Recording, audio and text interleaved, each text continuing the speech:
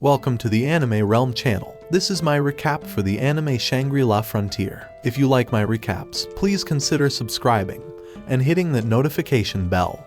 The story begins with a boy named Recuro as he defeats an enormous boss monster. The sky is clear and the princess, Feria, praises him, but he suddenly jumps into the air, smashing her in the face and telling her that she can also go to hell. The credits roll, and we see he is playing a VR game called Feria Chronicle. Recuro celebrates his victory, and we learn that he's a guy who only likes to play trash games. VR games are the most common games now, but there were a ton of games that were made while the technology was developing, and many turned out to be trash. Recuro gets some fresh air and he feels like a convict who's finally free after clearing the game, but he wonders what he should play next. At school, we see a girl named Rei practicing how to talk to Recuro. She waits for him to walk past, but one of his friends gets to him first, and she gets left behind. At the local game shop, the owner Mana is excited about the summer break, hoping it will bring a boost to her business. Rei visits the shop, but Mana tells her that Recuro isn't there. Rei gets embarrassed and tells Mana that she's just there to look at the games and nothing else, but Mana knows her secret and tells her that Recuro hasn't been there in a while because he's been busy trying to crack an extra special trash game. She explains that the game is infamous because of its terrible, insane enemy attack patterns, as well as being filled with bugs. Most players rage quit on just the first boss, and she notes that the final boss must be cleared in a mask and shorts. As the two are talking, Recuro walks into the store, asking if there are any new games for him, and suddenly Rei disappears. Mana is surprised he beats the game, and he starts telling her about it, saying that the princess is the source of all his problems. She would constantly cause chaos and get his party members killed, and if he ever tried to confront her, she would just refuse to move, and he would become stuck for hours. Mana can't believe he didn't give up, but Recuro notes that in the final 3 minutes of the game, after defeating the final boss, he's free to beat the crap out of her without getting into trouble, saying it was all worth it in the end. He wonders what he can play next to get the same high, but Mana suggests that he should try playing a game that isn't trash for once, telling him to try Shangri-La Frontier, also known as SLF, the most popular VR MMO, with over 30 million players. He isn't sure about it at first, but Mana tells him he needs to experience what a good game is like, so he can better appreciate his trash games. Recuro decides to check it out, and we learn that the game is considered God tier. It's made by the Utopia Entertainment software company, which was founded by the genius programmer Tsukuyo Tsukuri, so Recuro has high hopes for the game. As soon as he starts the game, Recuro's first task is to create a character and pick a job. He picks the Twin Blade Mercenary for its flexibility, and he chooses Wanderer as his origin, which gives him a bonus to his luck. He starts to customize his character, and he is surprised to find so many options. He gets excited and decides to go hardcore on his character design. Recuro ends up making his character wear a bird mask so he can hide his face since he's half naked. In this game, weapons are expensive, but it's possible to sell the starter equipment to make a profit. He names his character Sunraku, and he finally starts playing the game. He instantly skips the prologue and jumps straight into playing the game. He opens his eyes in a forest, and he is instantly impressed, because it feels as if he's moving in real life. He runs and climbs up a tree to test his character's agility, and he can finally feel the difference between this game and a trash game like Feria. Ruru opens his map and wonders why he didn't start at a tutorial town to begin with. It turns out that those who choose Wanderer as their origin start at a random location in the starting zone. He decides to head to the starting town and he checks his stats along the way. He realizes he has low defense since he has no armor, but hopes his high luck stat will make up for it. He is suddenly attacked by a goblin, so he summons his twin blades to fight. The goblin charges at him, but he defeats it without breaking a sweat. He levels up to level 2 and gets his hands on the goblin's axe. He gets distracted by something behind the bushes, and a monster bunny suddenly tries to attack him. The attack just misses and it destroys the tree behind him. Recuro thinks he would have died if he got hit, and the bunny attacks him again, but he manages to block it and even land a critical hit. The bunny doesn't give up, but Recuro isn't impressed, because it's only aiming for his neck, which makes it too easy to predict. Recuro levels up straight to level 4 and he learns the flash counter skill. He continues fighting other monsters in the forest, and after farming the bunnies for over 2 hours, he manages to obtain 2 of their swords. He ends up reaching level 12, and he puts most of his points into luck. He realizes he can't level up anymore in this area, so he decides to head over to the second town. As he heads over, he reaches a bridge he must cross, but it's guarded by a giant serpent boss. The game suggests that he fight it with a party of 3, but Recuro just charges in. Meanwhile, in a starting town, the people are amazed when they see a knight wearing super high-level armor. The people wonder why someone so high-level is in the town, and we hear from her voice that she's a girl. She's there looking for Recuro, but she doesn't see anyone with his name, which she finds strange, because all new players should start in that town. When she logs out, we see that it was Rei who was looking for him, and she's disappointed she couldn't find him. Back with Recuro, he rushes at the snake. He decides to watch its attack patterns and just dodge. He realizes that its movements are pretty easy to read because he is just a starting boss. He thinks he can defeat it without taking a single hit, but when he tries to attack, his blade is broken. He brings out his 2 special Vorpal blades, but when he tries to attack, they shoot venom at him. When he checks his status, Recuro learns that he's been poisoned and will take a point of damage every 10 seconds. He realizes that he only has about 4 minutes to beat the boss, so he thinks he'll need to rely on his critical hits. He has learned that in this game, critical hits aren't just random, but are triggered when an attack lands in an ideal way, or hits an enemy's weak point. Recuro determines that the snake's weak point is its head, but he finds it hard to land a hit on it. He changes up his attack, using his screw pierce skill on its body. He attacks the wound that he made, and he's able to trigger his critical hits. He keeps slashing, but he doesn't know if he can beat it, because he doesn't even know how much HP it has. But he ends up landing a hit on the boss's eye, and he takes it out. Before he can check out his loot, he realizes he's still taking damage from the poison, so he rushes toward the town to look for an antidote. Meanwhile, in the town, there are 2 players, Rage and Mia, who are just outside. Rage is glad that he's finally playing the game with his crush after 3 months of trying. But they see Recuro running towards them, and Mia gets ready to attack him, thinking he's a monster. Rage points out that he has a name, so he must be a player, and he realizes that Recuro must have been hit by the serpent's poison. So he points out the inn where Recuro can register his respawn point, but he must do it by getting into the bed. Recuro reaches the inn just in time, but the innkeeper casually tells him about their amenities. Recuro tells her to skip all the details, and he quickly tries to rent a room. He dives into his room and manages to register his respawn point, but he still ends up dying of the poison. He takes a break from the game, but he takes a moment to appreciate how good the game is. When he gets back in the game, he starts exploring the town, looking for a shop where he can buy maps and recovery items. He thinks about getting a new weapon to replace his twin blades, but he soon realizes that the people are staring at him since he's half naked. So he buys the cheapest set of clothes he can find just to avoid people staring at him. He then visits a weapon shop, but finds that his Vorpal blades are better than anything in the shop. The shopkeeper tells him that he can make him a better weapon, but he will need to find the materials. Recuro immediately goes mining for ore in a muddy swamp, but becomes frustrated when he only gets 2 out of the 5 ores he needs after trying for 30 minutes. A mud frog appears, and it annoys him as it splashes around, getting mud on him. Recuro knows that it's resistant to slashing damage. Since his clothes are made from its skin, the goblin axe appears and eliminates the frog. After a few hours, Recuro returns to the shop with all the materials for his new weapon. The man points out that he found a rare marsh fossil, and it can be used to make a rare dagger. Recuro likes the idea and leaves the task to the owner. Recuro is excited as he checks out his new weapons, and the shopkeeper tells him that he can also upgrade the weapons, so he should come back when he has more materials. The man goes on to warn Recuro about the monsters that come out during the night, suggesting he should get some better armor. But he just thinks it's the perfect chance to test out his new weapons. Meanwhile, Rei defeats the serpent boss with a single slash, and we learn she has searched the entire starting area for Recuro, so she decides to check the second town.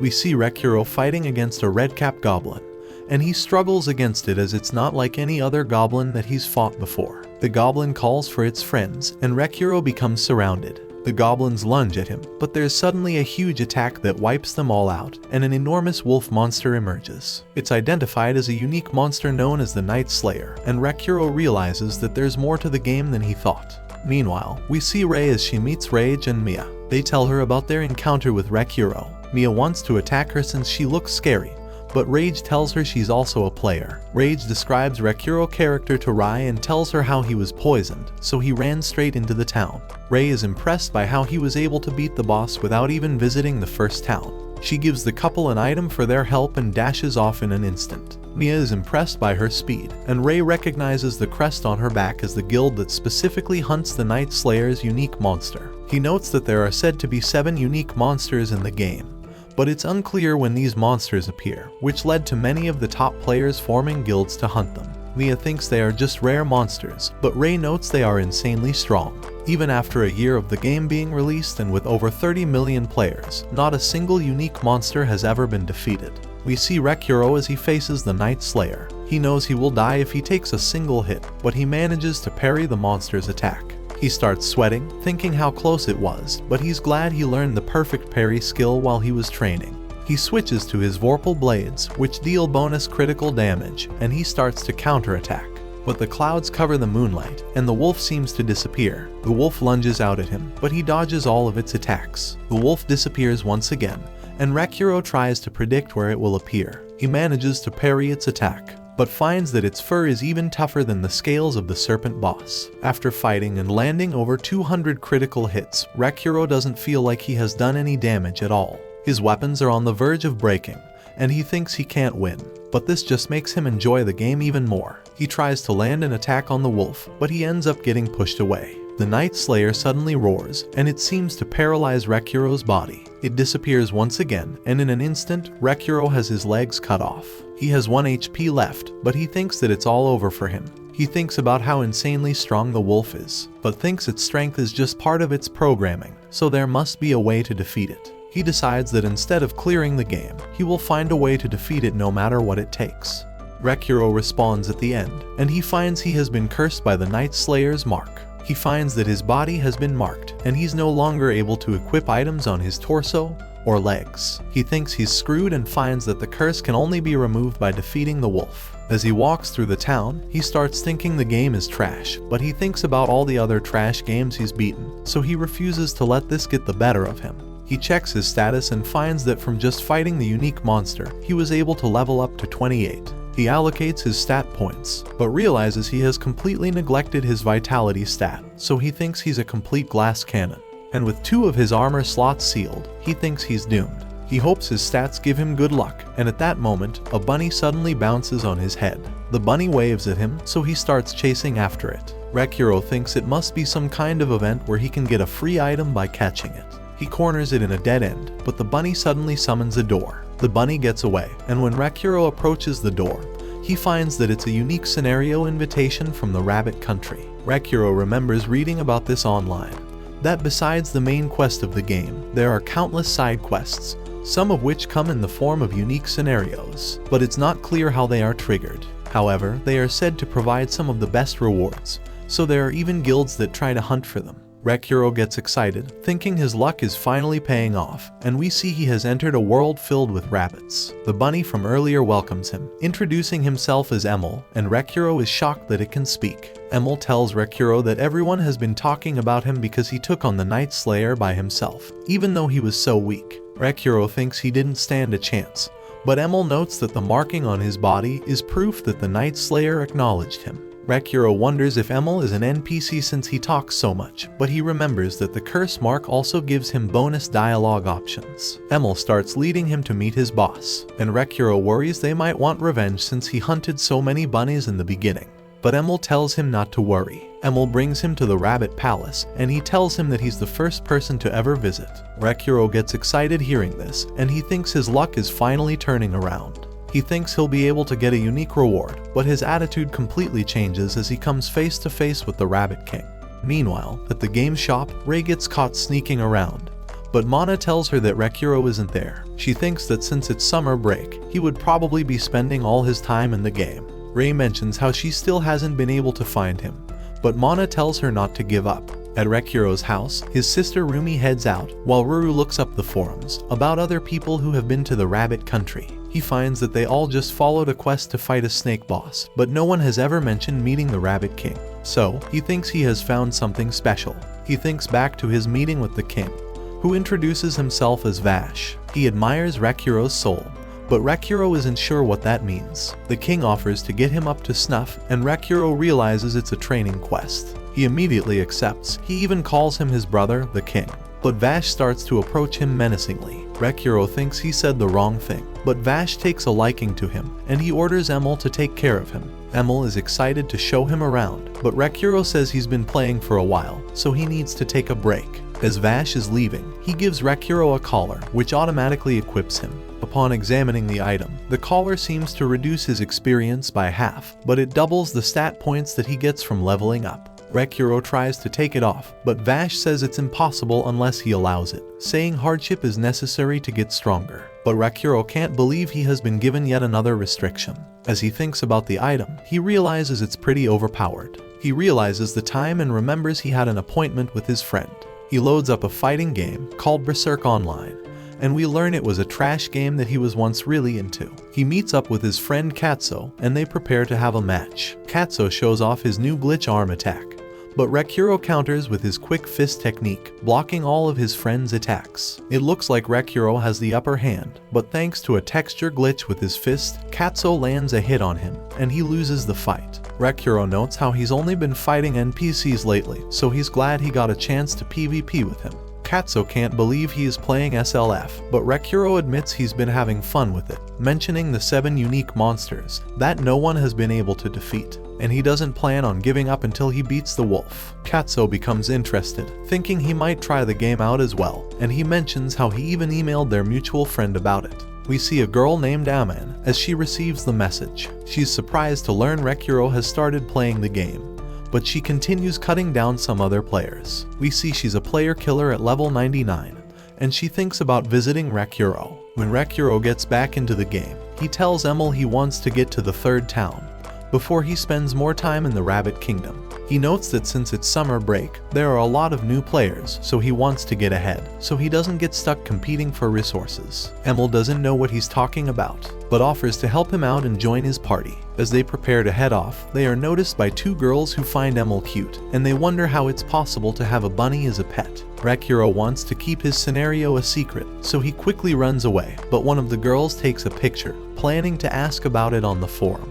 They get outside the town, but there is suddenly a monster that comes charging at them. However, as it gets closer, it notices the markings on Recuro's body, and it immediately runs away instead. Recuro goes after it, chasing it into a wall, and as it tries to change direction, he predicts its movements and finishes it off. Emil compliments him, wondering what they should do next, and Recuro decides to skip through and head straight to the next boss. He asks Emil if she has any information about the boss, and she reveals it's a creature known as the Mud Digger. Recuro realizes he's in trouble hearing the name, and they end up in an area completely covered with a swamp. The mud makes it almost impossible to move properly, but it's too late to change his plan, as the enormous Mud Digger suddenly appears. Recuro wonders how he will be able to fight it without his speed. The beast dives into the mud and starts approaching them, but thanks to learning some new skills, after fighting the Night Slayer, he uses his evade to slide out of the way. The boss lunges at him, but he manages to stop it, and using his upgraded parry skill, he lands a hit with his repel counter. However, his skills have a cooldown, and the boss lunges at him once again, and he doesn't know what to do.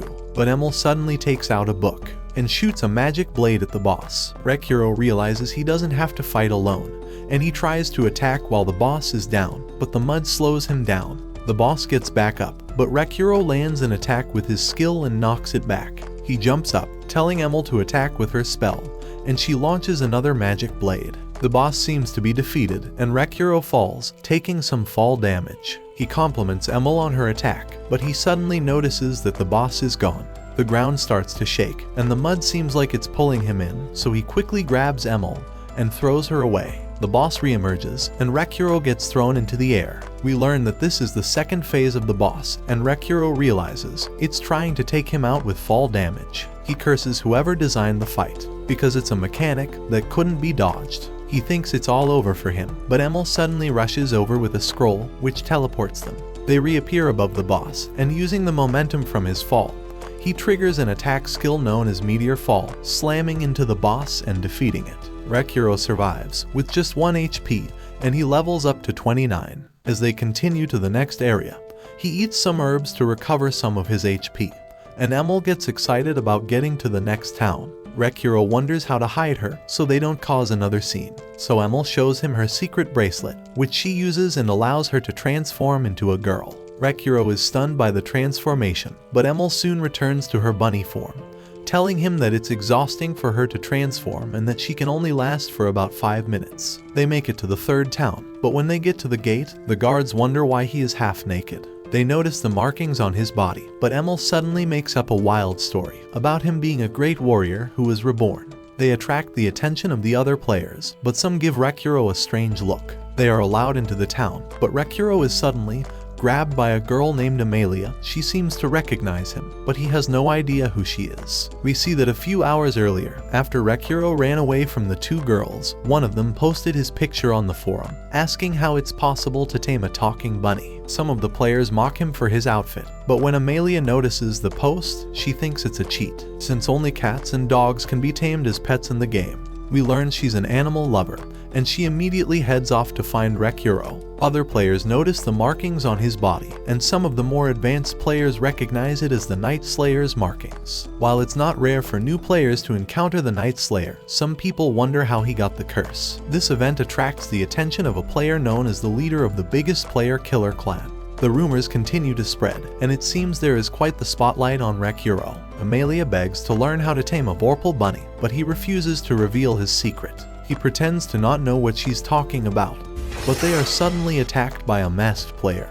who tells him that it's better to share. Rekyuro recognizes them as the Pencil Knight, but she removes her mask, telling him she goes by Arthur. She's a friend in the art of trash games and an avid player, but to understand their relationship, you must first go to the trash game Unite rounds. We see two players looting the store of an NPC who was just innocently trying to make a living. But as they walk away with their haul, the looters fall victim to Sunraku, who is on his looting spree. The game was originally made to provide immersion into the story of a kingdom on the brink of collapse, with the players taking on the role of knights fighting to defend the people. But the game devs had a boner for the suffering of their players, so they made the drop rates unreasonably low. I mean, seriously, even rocks only have a drop rate of 40%. With these kinds of drop rates, the first quest, which was just a simple herb gathering quest, took 12 hours to collect by hand in the swamp. So naturally, players had to find an easier way to get what they needed, and the secret ingredient was crime. If you didn't want to waste time finding items for yourself, just rob a store or steal them from a player who already has them. And with such a dangerous world where every other player is an enemy, there was a figure who made their way to the top through sheer violence and tons of NPC blood. That was Pencil Knight, and under her, the Pencil Kingdom was formed. But when your ruler is a ruthless plunderer, the rest of the players won't last long. Then, later on, Rekyuro and Katsuo happen to come to the castle while playing. Rekyuro takes a moment to look through the items that the dead players had on them, and Katsuo questions the objective of the game. He thought it was to protect the people in this kingdom from monsters, but all players are worse than those monsters. None of the countless war crimes committed matter though, because they came here for one reason, and one reason only. They are here to assassinate the Pencil Knight. She established herself as the most powerful player on the server and would abuse anyone who did not join her side. And now she sits in her throne room. She is surprised to see that people made it to her throne room alive and says she will remember Rekyuro and Katsuo's names as she gets up to fight them. She's got a long history with Rekyuro, but back in Unite rounds, they always fought to a draw, where they would both end up dying. But now she's much higher level than him, so he's at an outstanding disadvantage. She charges at him and slashes with her sword, but Rekyuro avoids it, and their faces get close, as she tells him he should be flattered that she came all the way here just to kill him. She's flying in the air while throwing 3 knives at Rekyuro. He dodges them easily, and she complains that those knives are useless, even though they are so expensive. She asks Rekyuro what level he is, because he must be around level 30, because he dodges so well. Meanwhile, the Amelia has just recognized Pencil as the second in command of the player-killing clan on the server, nicknamed Giant Killer. Meanwhile, Emil is starting to get tired, and her transformation is wearing off. Rekyuro asks why she is called the Giant Killer, and she explains that when she started playing initially, she would focus on ambushing and killing players who were much stronger than her. But then the devs patched that out, so it's been a lot harder to do lately. Rekyuro finds it funny that she was going after the giants of the game when she got herself killed as the Giant of Unite rounds, but she doesn't find it very funny and attacks him again.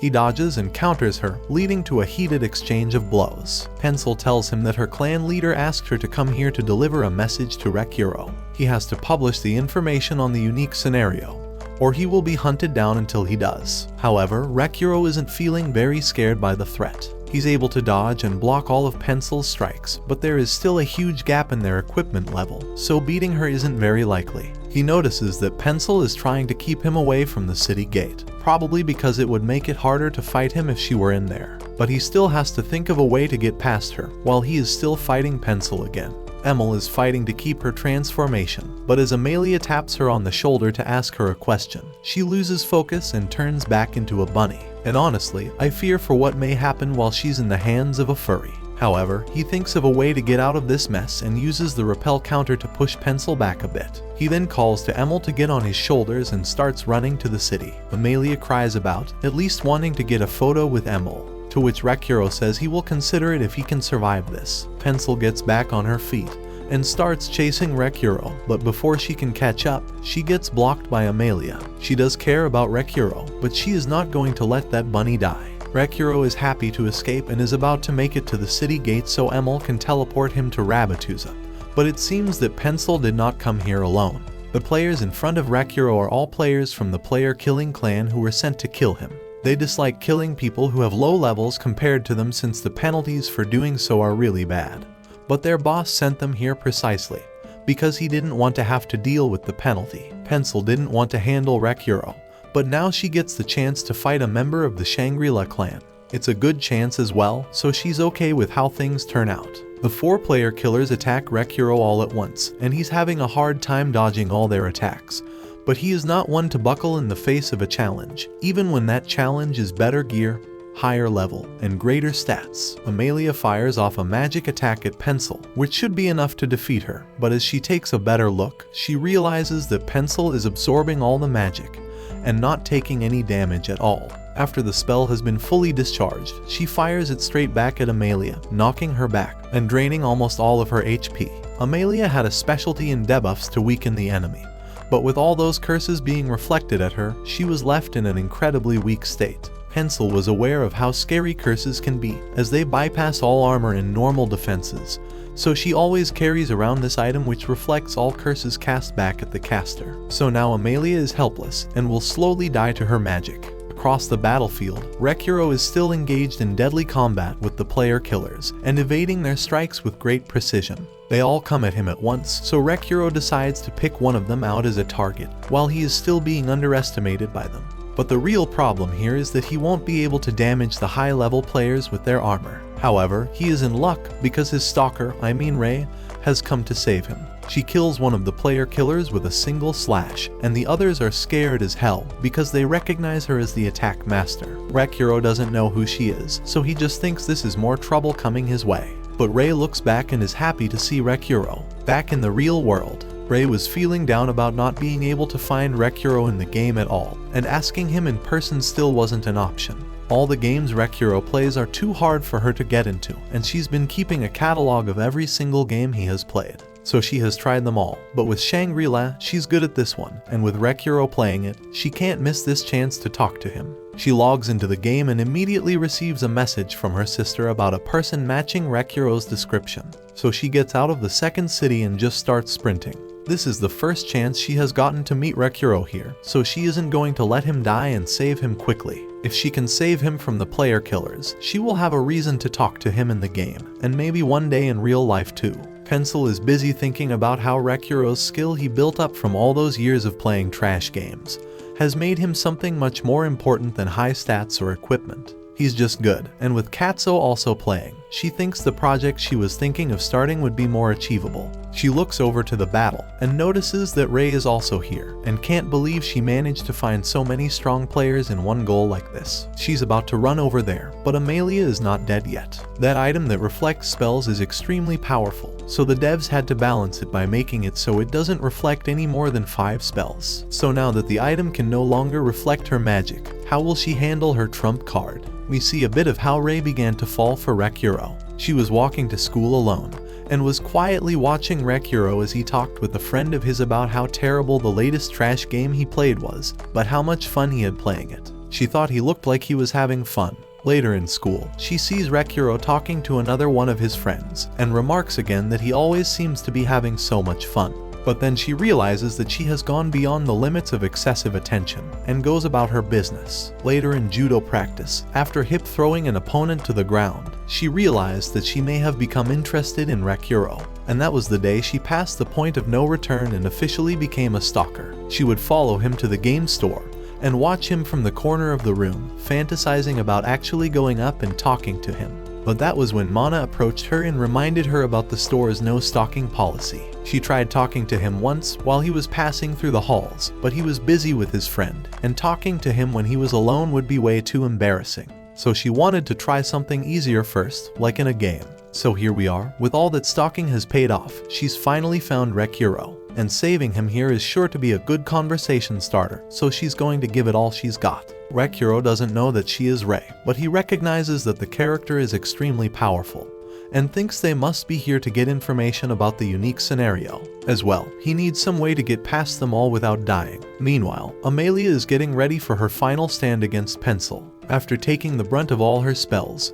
her health is in the red and dropping fast. However, Pencil has used all her spell reflection items, and that means the next one is going to hit. She activates her trump card spell, and her staff begins doing this. The spell she's about to cast requires high spell mastery, and the user's health to be in the single digits. But once activated, it is an instant death that takes both the user and the target down. As Pencil realizes it's too late to get out of range, Amelia has one final thing to say before they both die: get wrecked. The purple light envelopes them both as they perish, and that light provides Recuro with just the distraction he needs to escape the attackers. And he is not going to miss this opportunity. He tells Emil to get the gate ready as he runs up Rei's sword and steps on her head with his bare feet, apologizing for using her like this, before jumping over the player killers and behind them. Then he starts making another mad dash for the city gates, and the player killers try to stop him because if he goes into the city, they follow him or they'll be swarmed by bounty hunters. However, Rei keeps them busy long enough for Recuro to escape,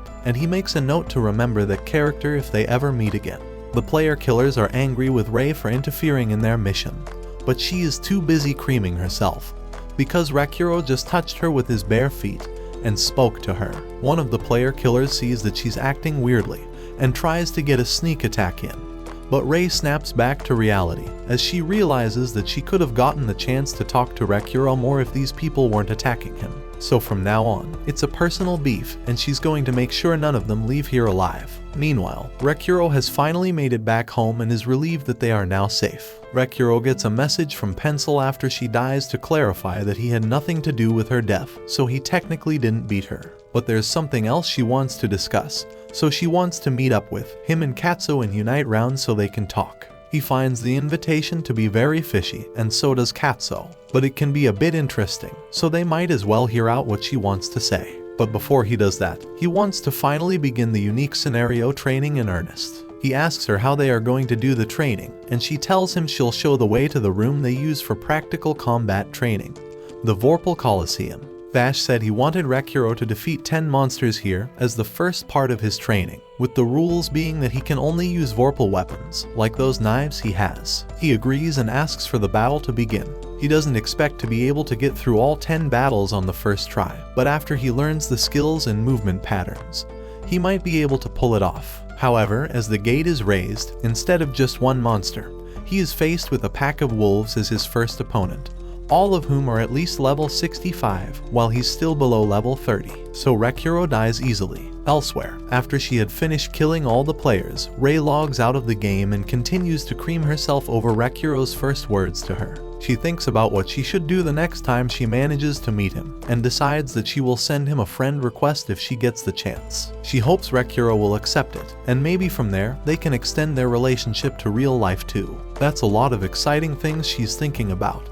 But now she needs to change her underwear and get out of bed. Meanwhile, Recuro is on his 7th try at the first trial, and Emil cheers him on, saying 7th time's the charm, as the wolves pour out of the gates once more. At least when he dies in this arena, there isn't a death penalty like what happens when he dies outside, so he can keep fighting as much as he wants. But at the same time, the wolves aren't exactly easy to fight. It's not their numbers, or the fact that every single one of them is twice his level that makes them difficult to beat, but rather, it's the fact that they work together extremely efficiently, and don't give him any time to fight back. This kind of coordinated jumping only occurs when someone is giving out commands in the team, and after fighting these wolves 12 times, he can tell exactly who is giving out those commands. It's the one wolf that only ever barks when it is in a safe spot and never actually joins in on the fight. He targets the leader wolf, activates Spiral Edge to stab the wolf, and lowers its HP a little.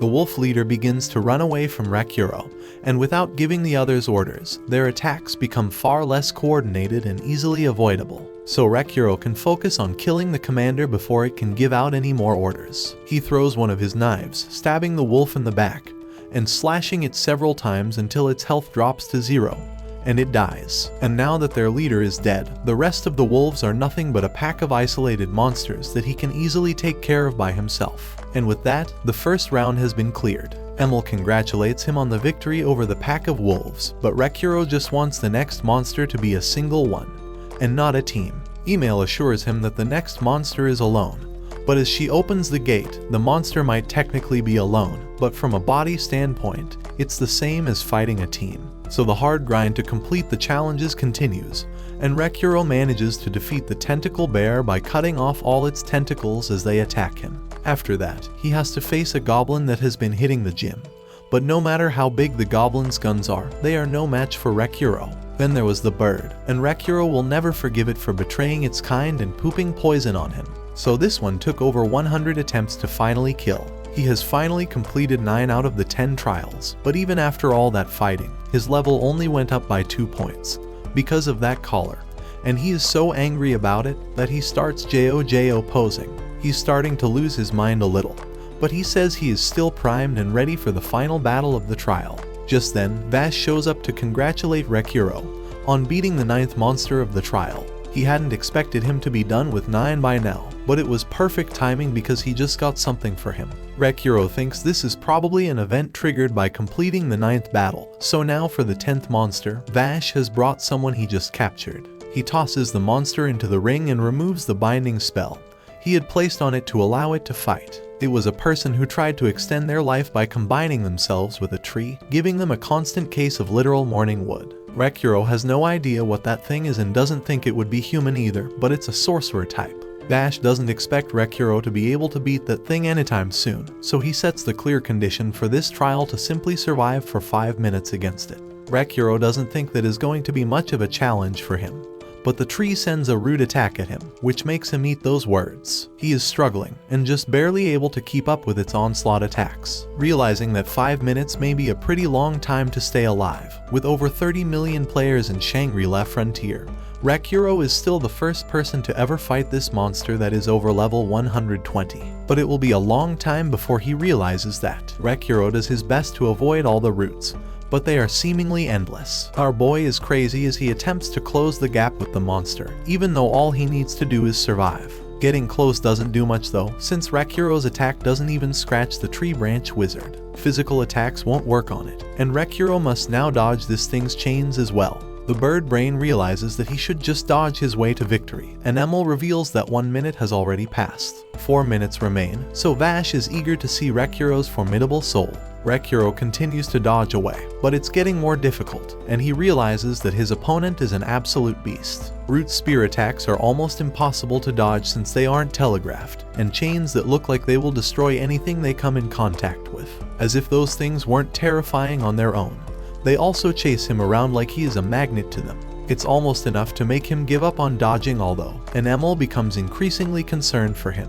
Even with all that, there's still something worse. This tree monster keeps on slipping in magic attacks now and then. Some are electrical and some are fireballs. The more time passes, the more this wooden Harry Potter mixes up its magic types. This time it uses an ice spell attack, and Ruro can hardly manage to survive it all. His attacks seem to be getting denser as well. The number of chains and roots is increasing, and the magic attacks are starting to cover a wider area. The magical tree branch gives a menacing look, and Recuro determines that if the density of the attacks keeps increasing, he will be dead well before he reaches 5 minutes. Just then, purple mist erupts from the ground, and it's just another spell from the tree's arsenal that Recuro has to worry about. The fight is beginning to seem futile, since this thing can nullify physical attacks, and constantly adds attacks of its own. Recuro begins to think that he would have a better chance against the wolf that gave him his scars, and he begins to lose hope.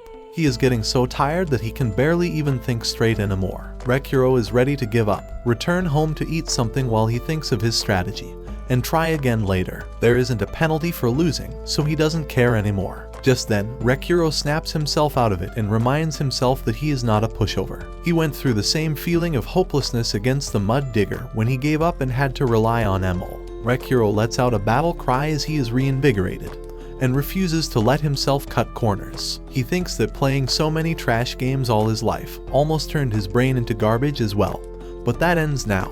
Emil and Vash can sense that something has changed, and Recuro makes another push. Recuro runs along a route to once again get close to the tree, and promises himself that he won't give up. Vash is impressed that he was able to break through the waves of attacks to melee range, but says that there is no point since Recuro can only dish out basic attacks. Recuro shocks everyone though when he kicks the monster staff out of its hand. Recuro is seriously tired, so he's ready to just beat the living tree and go straight to bed. He realizes that even though the monster can only physically damage him, the attack itself still gets through. Recuro doesn't let the tree branch get its staff back, and he wonders what will happen to the tree if it has to fight without it. It can't cast its spells anymore, but it still has its roots and chains. Something that Recuro did learn from all his years of gaming is that in a post-apocalyptic world, you survive by looting. He uses the snatching skills he learned from unit rounds, and grabs hold of the staff. Emil and Vash are both impressed, but there are still 2 minutes left on the timer, and this is a time when Vash wants to see what Recuro can do.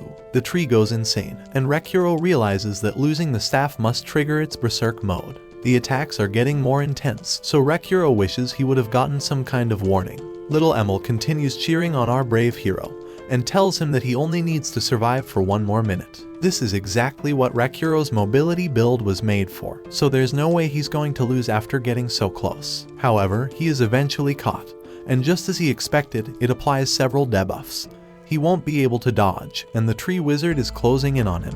Recuro sends the staff straight into the sky, causing the tree to go after it instead. The tree finally retrieves it, but Recuro can't believe that the monster fetched it. Recuro mocks the dumb monster since it would have won if it just kept attacking.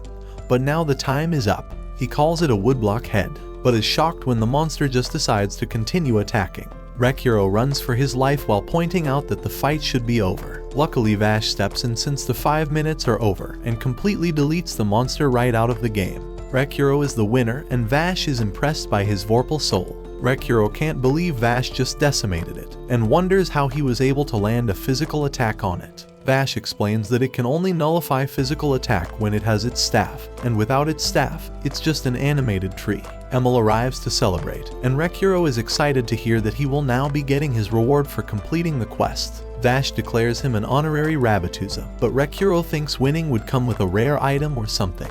Vash removes the collar around Recuro's neck, officially completing the unique scenario, and the little rabbits leave. Surprisingly, there is a bonus unique scenario called Vorpal Epic. However, Recuro is just upset that he didn't get a single piece of real loot, and logs out of the game. It's pretty late, so Recuro decides to just get some sleep.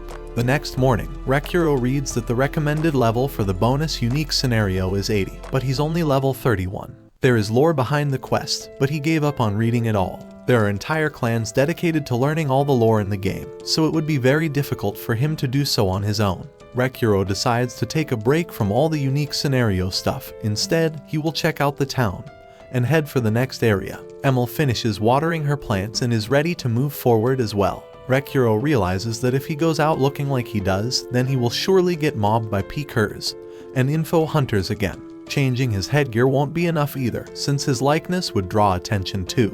Emil proves to be as useful as ever and recommends that he cover his entire form. He has no clue how to do that, but she knows just the place. They go to see a little rabbit named Peets, who is Emil's little brother. He acquires goods and sells them in Rabatuza. He sells in other places as well, but he has to transform into a human to do it, so he doesn't do it much. The little bunny calls him a birdman, so Recuro proves he is a human by removing his mask. Emil is shocked that he removed his mask for a moment, since she was sure that he had some deep dark reason for keeping it on all the time. Emil asks about the rare thing that Peets just found, and he goes looking for it in his inventory. Afterward, we see that this item looks like some kind of bed sheet, and Recuro looks like he's wearing a ghost costume on Halloween. They go to get a map of the area around 3rd Remap, and Recuro gets all sorts of weird looks. Moments later, Recuro can't hold back anymore, and Recuro just how much he hates the bed sheet costume looking thing. Recuro calms down as he realizes that at least he has everything he needs. Recuro points out that Emil burns through magic power fast when in human form as she chugs down another potion. They need to get moving to the next area, and they have 3 routes they can take. One is the fake caldera, a place where water has collected in the crater of a long-in volcano to form a lake. The second is the prismatic forest grotto, a maze of caverns overgrowing with plant life. The last route is the Iron Ruins of Divinity, ruins from the era of divinity that get its name from its many hovering iron boards. Recuro realizes the seriousness of this decision and tells Emil to quiet down when she recommends going to the Felfate caldera. Recuro decides to go through the prismatic forest and explains his brilliant decision. He declares that they must avoid the ruins of divinity at all costs, because he believes it's a trap. While Recuro is busy complimenting his genius, Emil notices a person she kind of remembers watching. This armored person looks like a creepy stalker, and Recuro is shocked to see who it is. But that's where this video ends. Remember to like and subscribe to the channel. Thanks for watching, and I'll see you next time.